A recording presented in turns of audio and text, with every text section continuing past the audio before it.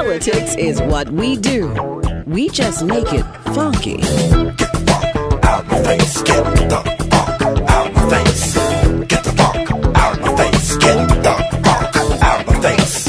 You don't like my... You're listening to Funky Politics, powered by the KUDZUKIAN Network. I'm DC, one of the hosts of this wonderful program, sitting next to my good friend, Doc Ward. Doc, how are you, sir? I'm encouraged, man. I don't ordinarily get encouraged. Well, praise the Lord, you're encouraged. Praise him. Praise him. Won't he do it? Well, he will do it now. He will do it. You know what? Dialoguing with us this afternoon, we have a young brother out of Louisville, Kentucky, yes, sir. Sean Waddell, who happens to be a social activist. Hey, Sean, how are you? Welcome to Funky Politics.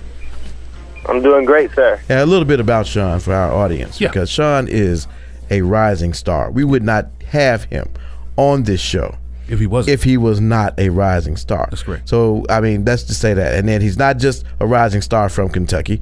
He's a rising star, a rising social activist, and a rising scholar from Kentucky that is very big in that way on the youth scene. And he gets a lot of that from the family that he's a part of, because he is a member of the family of Muhammad Ali, the late great boxing champion and social activist himself. And he was inspired a lot for what he's doing today by the life that was led by Muhammad Ali, who is his cousin. Also, he is the grandson of Jan Waddell, who is a very famed barrister in the city of Louisville, Kentucky as well. So he comes by it honestly. He can give it to us honestly. You plug in the law piece. I'm just telling the man, hey, I'm just telling the truth.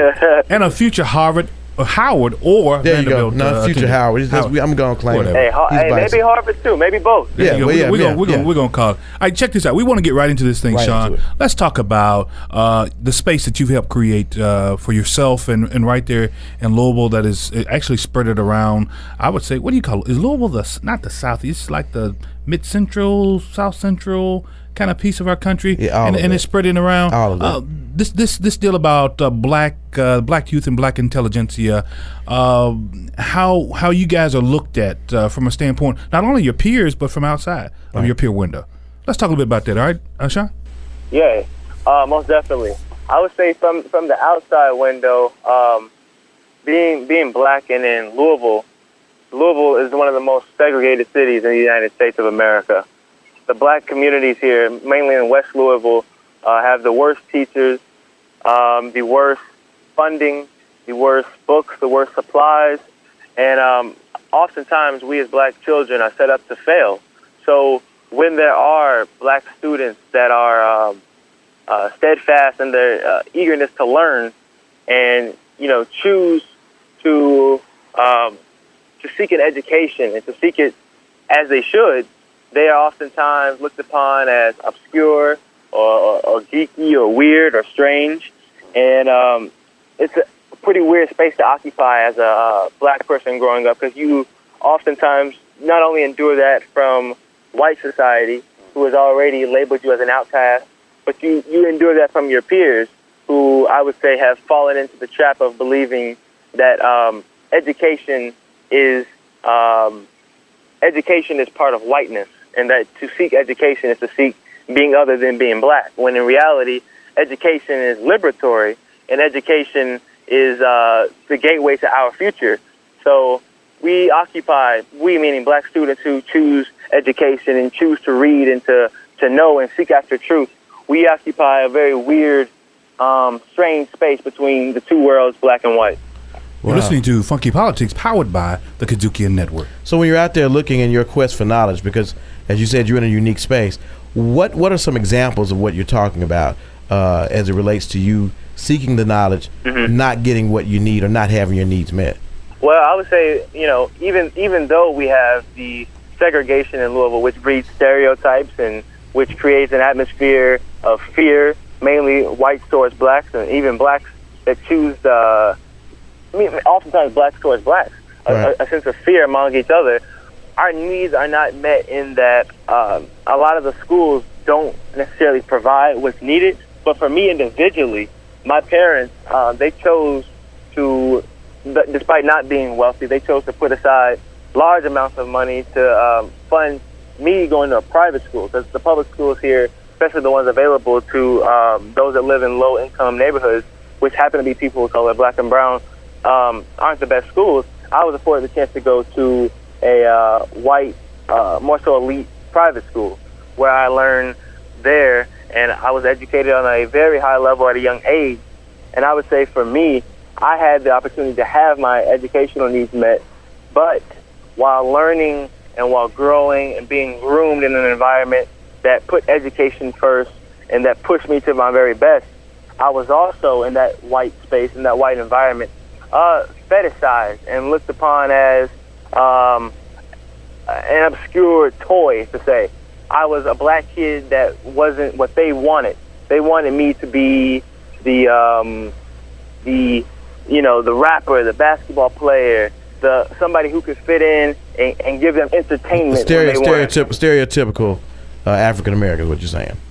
Yes, sir. And when I first came into that kind of environment, I was very young, and like many black kids when they come into similar environments, which is a huge dilemma that black kids in white spaces, mainly private schools, endure, is, that we're forced to reshape our identity in a space that's contrary to what we had known in the past. So when I came in, I didn't know much about these stereotypes, and I was going along to get along kind of thing. But as I grew and learned, I found that there was a general fear between the white students who are my age and their parents and their grandparents that they feared a black student, a young black person, being just as serious, just as focused, just as studious, just as intelligent as their white youth. Well, let me stop you right there. Let me stop you right there, Sean, real quick, and just in a few seconds. All right, I'm looking at them juxtaposing this because on one hand, West Louisville, you're saying that the resources are low, the books are terrible, the teachers are terrible, is what you're saying. Right. And then on the other hand, you've been afforded an opportunity to attend a private school with the majority white students, no doubt, and you fit into this new space now. But there's still no kind of satisfaction there in your soul or in your being because now you're somewhere that you really don't want to be. Work that one out for me just a little bit. Yeah. How does that happen? That's something that I've thought about since I was, say, in 6th grade. I've been thinking about this forever, and what I've sort of come to is that in the United States of America, I've never really experienced other parts of the world, but I know for a fact that in this society, there is no solid home for the black man and woman. We are people that fit in different molds that have been preset for us, and in these different molds, we try to make them as homey as they can be, and we try to fit ourselves to these different environments. But in reality, we are trying to turn spaces and systems and constructs that were never necessarily built for us into something for us. So how have I coped with this realization? I came to realize that I must speak up and say something so that other young black people, that other older black people, that other people can see that this is a problem, that this is something that must be seen, that this is something that must be called out, and so that by the time I have black children, that my children won't grow up trying to feel like something that they're not, are feeling like they are forced to act other than themselves, being ashamed of who they are. I'm hoping that by me saying something and by me speaking up, more black people will come to the consciousness that we must pull our minds together and our thinking and our resources to try to create the world that we want. It's a very difficult subject to talk about because it's like you're in between two worlds being tugged back and forth, and you don't belong in either part.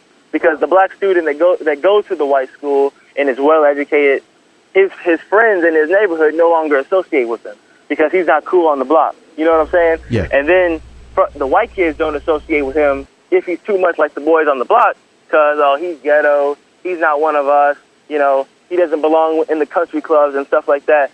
So I realized that if I'm not going to act like I don't see a problem and just go along and just choose, I'm going to go along with the white boys, or I'm going to go along with my brothers in the hood, just the way things are. If I tried to do that, and I did in the past, I wasn't comfortable knowing that I know something's wrong and acting like something's not wrong.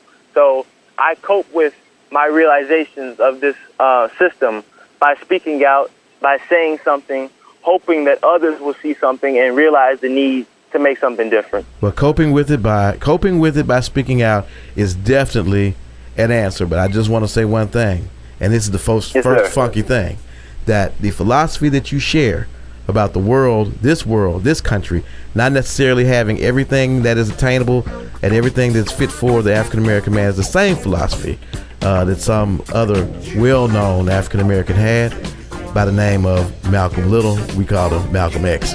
And that's why this show is funky. I love that, man. That's why this show is funky, because even 50 plus years after he's left the scene, you see the same circular philosophy generated to fit today's issue.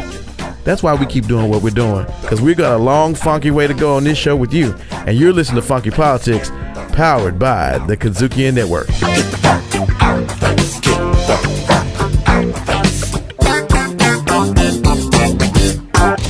We're getting funky, y'all. The Memphis Park with the Jefferson Davis statue was put up in 1964 during the Civil Rights Movement. These were all symbols of an oppression. These statues need to be in a historical context. They need to be in a museum, a Civil War memorial site, maybe even be at the ancestral home. All these things are valid places, but a public place of prominence was not where they needed to be. It's Funky Politics on the KUDZUKIAN Network. KUDZUKIAN.